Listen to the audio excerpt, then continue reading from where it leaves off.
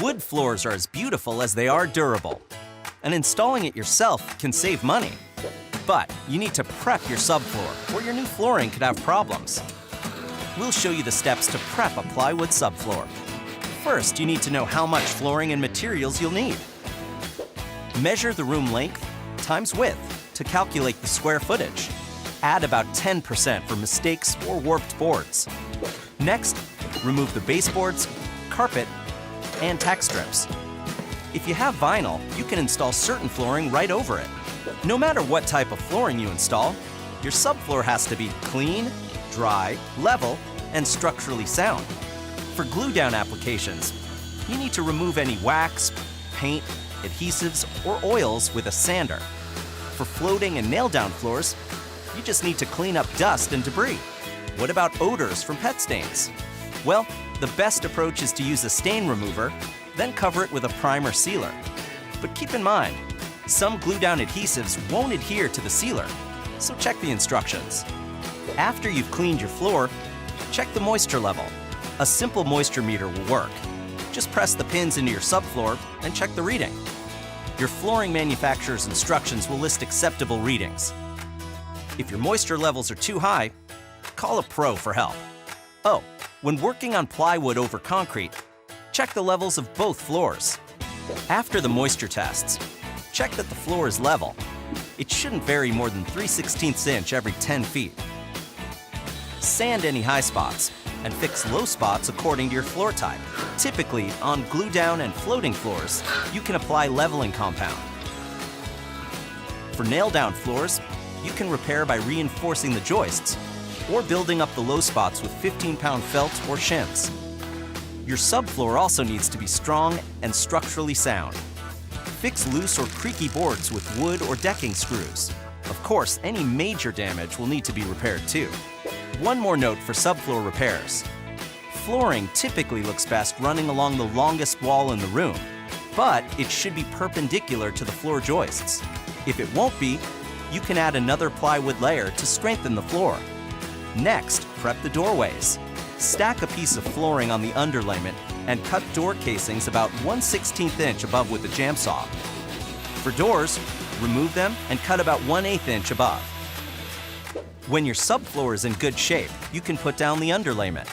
The type depends on your flooring installation. For nailing solid hardwood or stapling engineered, go with felt paper or grade D craft paper. Roll it out, leaving the underlayment long at the ends. You'll trim it after you've installed the floor. Overlap the seams about 6 inches and staple down. For floating engineered, locking, or laminate, use a 2-in-1 or 3-in-1. Typically, they have self-adhesive seams to join the pieces together. For glue-down floors, the moisture barrier is usually part of the adhesive. Some products even have the underlayment pre-attached, but you might still need a moisture barrier.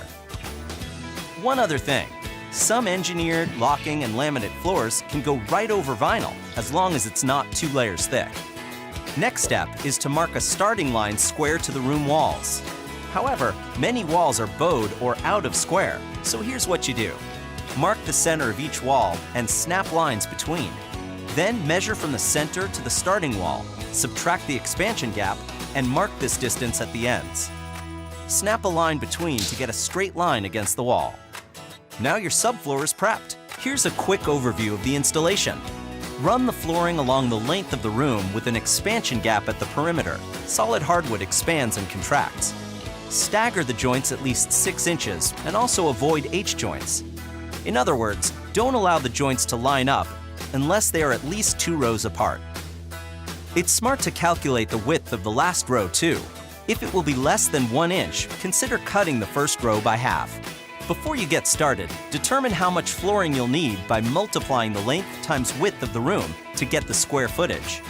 Add about 10% extra for any warped or damaged boards. When you have your flooring, let it acclimate to the room temperature and humidity for at least 72 hours. Typically, you remove the flooring from the boxes and stack it in the room. This is a good time to check for any warped or defective boards. Hold on to them. You can use the bad pieces to help pry the last row into place. Also, you might be able to cut off the damaged parts and use the good pieces for your install. When the flooring has acclimated, pick out the straightest boards for the first 2 rows. Hold the first board on the starting line you snapped during prep, groove side toward the wall. Set spacers for the expansion gap, typically 3/4 inches. Face nail about 1/2 inch from the tongue side, starting about 3 inches from the ends, and generally every 6 inches in between. We're using an air nail gun, but drill pilot holes if you're using a hammer and nail set. Tap the next piece in place with a tapping block and mallet, and continue face nailing. You can fill the nail holes with matching floor putty later. When you get to the end, cut the board to fit. Remember to account for the expansion gap. Place the board face up and cut with a flooring blade. Then install. Now, blind nail at a 45-degree angle every 6 inches. If using a hammer and nails, be sure to drill pilot holes. To start the second row, push the groove onto the tongue of the first row and tap the boards together with a tapping block. Keep installing the next few rows this way, staggering the joints at least 6 inches.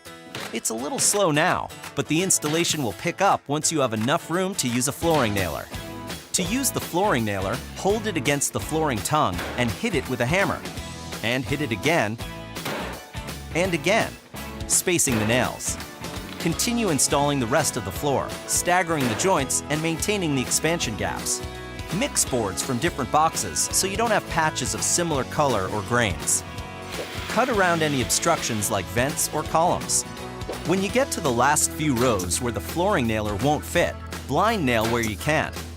For the last 2 rows, you'll have to face nail along the tongue side.